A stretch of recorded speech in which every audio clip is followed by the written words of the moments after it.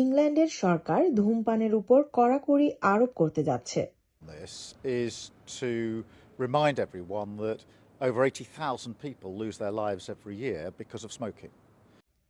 ধূমপান এমন এক জিনিস যার কোনো ভালো দিক নেই। যে ধূমপান করে তার ক্ষতি করার পাশাপাশি পরিবেশকে ধ্বংস করছে, অপচয় করছে, যার ফলে অধূমপায়ীরাও ক্ষতিগ্রস্ত হচ্ছে। ইংল্যান্ডে ২০০৭ সালে ৪ দেয়ালের ভিতরে আবদ্ধ স্থানে ধূমপান নিষিদ্ধ করা হয়।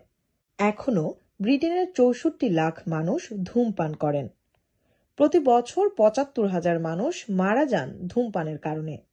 তাই ধূমপানকে আরো বেশি নিয়ন্ত্রিত করতে বর্তমান সরকার নতুন পদক্ষেপ নিয়ে ভাবছে।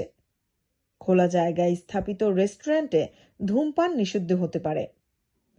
ইংল্যান্ডের পাশাপাশি স্কটল্যান্ডেও এই পদক্ষেপ নেওয়া হতে পারে। প্রধানমন্ত্রী এমনটাই ইচ্ছা পোষণ করছেন। প্রধানমন্ত্রীর দৃষ্টিভঙ্গির সাথে সবাই একমত নন। ইওয়ার্ক স্থানে ধূমপানের বিষয়ে স্থানীয় কিছু আইন আছে, যেমন উন্মুক্ত স্থানে প্রাচীর দিয়ে ঘেরা রেস্টুরেন্টেও ধূমপান করা যায় না।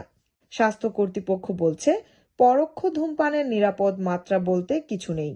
এ কারণে উন্মুক্ত স্থানে ধূমপানকে আরো কঠিন করার কথা ভাবতে পারে বর্তমান সরকার।